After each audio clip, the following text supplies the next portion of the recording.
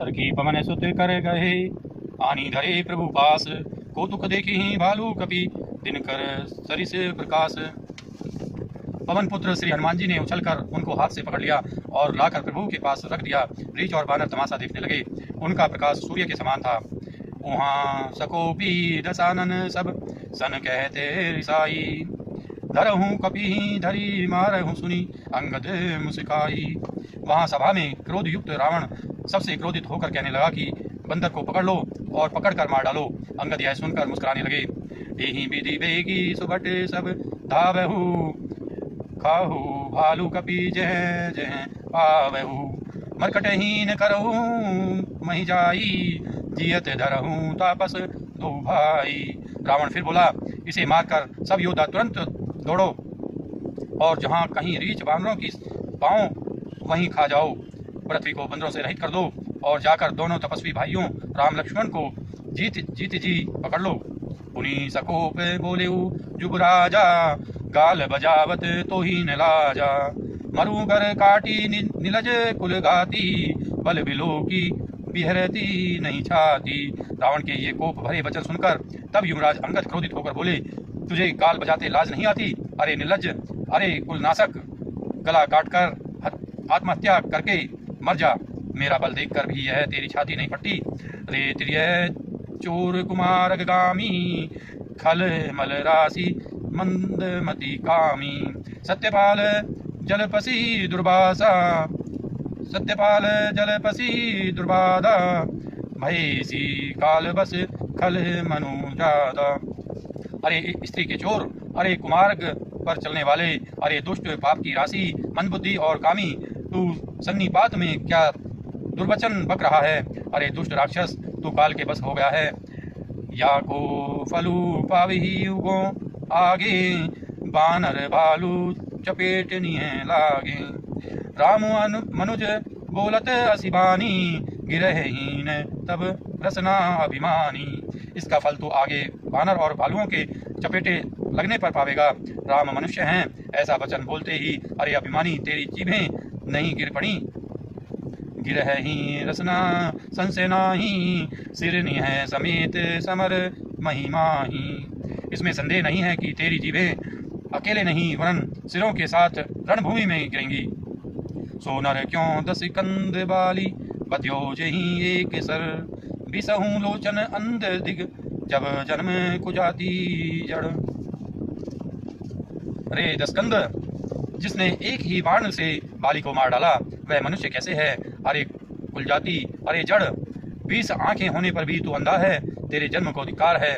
तब सोनीत की प्यास त्रसित राम सायक निकर, तजऊ तो ही ते ही त्रास कटु, जलपक निशीचर अधम। श्री रामचंद्र जी के बाण समूह तेरे रक्त की प्यास से प्यासे हैं, वे प्यासे ही रह जाएंगे। इस डर से अरे कड़वी बकवाद करने वाले नीच राक्षस, मैं तुझे छोड़ता हूँ। मैं तब दसन तोरी बेलायक, आय सुमोहिन दीन रघुनायक, असीरी से होती दसौ मुख तोरों, लंका गई समुद्र में भोरों। मैं तेरे दांत तोड़ने में समर्थ हूँ, पर क्या करूँ? श्री रघुनाथ जी ने मुझे आज्ञा नहीं दी।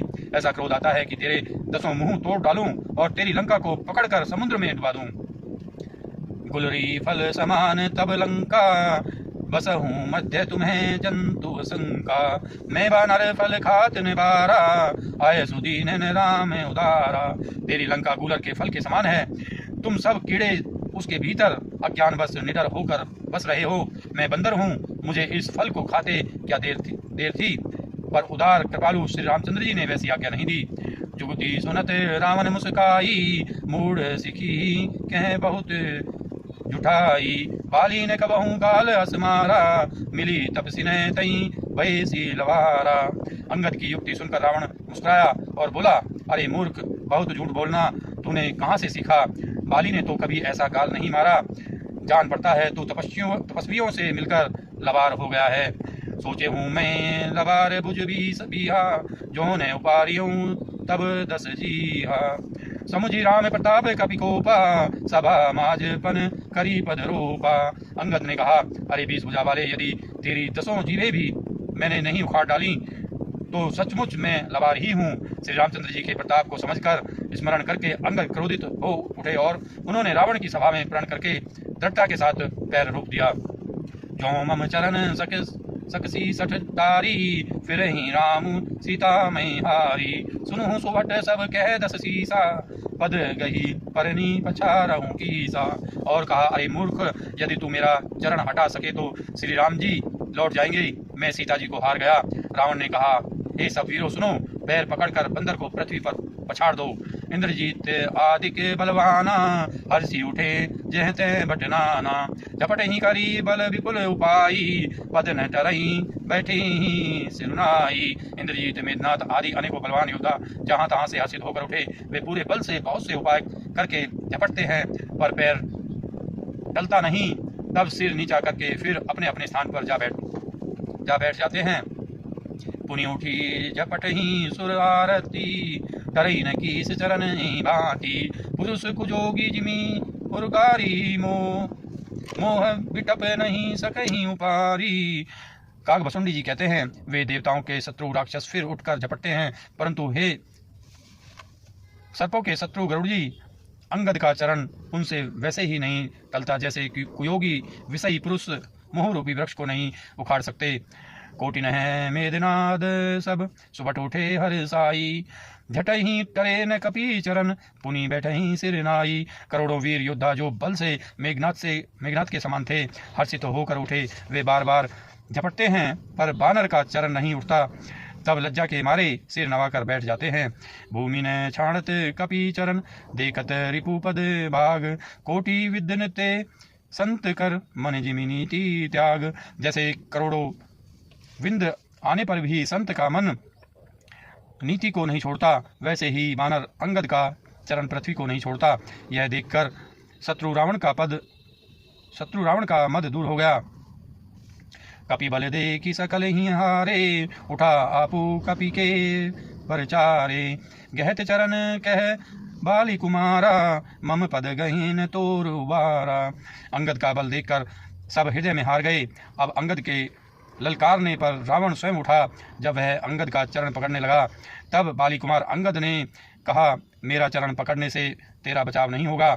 गहसी ने राम चरण सट जाई, सुनत फिरा मन अति सकुचाई। भयउ तेज हत श्री सब गई, मध्य दिवस जिमी शशि सोई। अरे मूर्ख, तू जाकर श्री राम जी के चरण क्यों नहीं पकड़ता। यह सुनकर वह मन में बहुत ही सकुचा कर लौट गया। उसकी सारी श्री जाती रही। वह ऐसा तेजहीन हो गया जैसे मध्य में चंद्रमा दिखाई देता है। सिंहासन बैठे सिरनाई, मानव संपत्ति सकल गवाई। जगदात्मा प्राणपति रामा, दासु विमुख किमी लह विश्रामा। वह सिर नीचा करके सिंहासन पर जा बैठा, मानो सारी संपत्ति गंवा कर बैठा हो। श्री रामचंद्र जी जगत भर के आत्मा और प्राणों के स्वामी हैं, उनसे विमुख रहने वाला शांति कैसे पा सकता है। उमा राम की भ्रकुटी बिलासा, होई भी सब पुनि पावई नासा। त्रन ते कुलिस त्रन करई, तासु दूत पन कहू किमी टरई। शिव जी कहते हैं, हे उमा, जिन श्री रामचंद्र जी के भ्रूविलास भौहें के इशारे से विश्व उत्पन्न होता है और फिर नाश को प्राप्त होता है, तो तृण को वज्र और वज्र को तृण बना देते हैं। अत्यंत निर्मल को महान प्रबल और महान प्रबल को अत्यंत निर्बल कर देते हैं। उनके दूत का प्रण कहो कैसे टल सकता है। पुनि कपि कही नीति विधि नाना, मान न ताहि कालू नियराना। रिपुपद मथि प्रभु सुजस सुनायो, यह कही चल्यो बाली नृप जायो। फिर अंगद ने अनेकों प्रकार से नीति कही, पर रावण ने नहीं माना, क्योंकि उसका काल निकट आ गया था। शत्रु के गर्भ को चूर करके अंगद ने उसको प्रभु श्री रामचंद्र जी का सुयत सुनाया, और फिर वह राजा बाली का पुत्र यह कहकर चल दिया, अतों न खेत खिलाई खिलाई, तो ही अब ही का करो बड़ाई। प्रथम ही तासु तने कपि मारा, सो सुनि रावण भयउ दुखारा। रणभूमि में तुझे खिला कर न मारूं, तब तक अभी पहले से क्या बड़ाई करूं। अंगद ने पहले ही सभा में आने से पूर्व ही उसके पुत्र को मार डाला था। वह संवाद सुनकर रावण दुखी हो गया। जातु धान अंगद पन देखी, भय व्याकुल सब भय विशेषी। अंगद का प्रण सफल देखकर सब राक्षस भय से अत्यंत ही व्याकुल हो गए। रिपुबल धरसी हरिषि कपि, बाली तने बलपुंज, पुलक शरीर नैन जल गहे, राम पद कंज। शत्रु के बल का मर्दन कर बल की राशि बालीपुत्र अंगद जी ने हर्षित होकर आकर श्री रामचंद्र जी के चरण कमल पकड़ लिए। उनका शरीर पुलकित है और नेत्रों में आनंदाश्रुओं का जल भरा है। दोस्तों उम्मीद करता हूँ ये वीडियो आपको पसंद आई होगी। अगर ये वीडियो आपको पसंद आई है इसको लाइक कीजिए, हमारे चैनल को सब्सक्राइब कीजिए। मिलते हैं अगली वीडियो के साथ, तब तक के लिए आप स्वस्थ रहिए।